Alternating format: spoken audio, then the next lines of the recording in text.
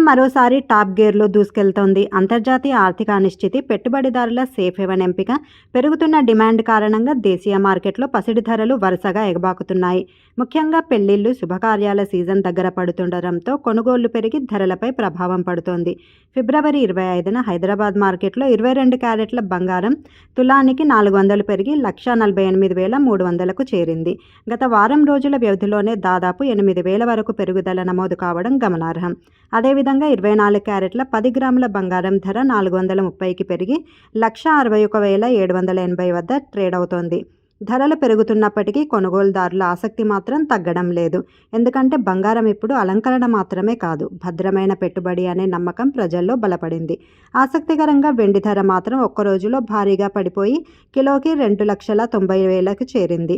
అంతర్జాతీయ మార్కెట్లో spot gold స్వల్పంగా తగ్గిన దేశీయంగా డిమాండ్ బలంగా ఉండటంతో ధరలు హై లెవెల్స్లో కొనసాగుతున్నాయి. పెట్టుబడి పెట్టాలా, వేచి చూడాలా అన్న సందిగ్ధంలో ఇప్పుడు సాధారణ ప్రజలు కూడా మార్కెట్పై కన్నేసి చూస్తున్నారు.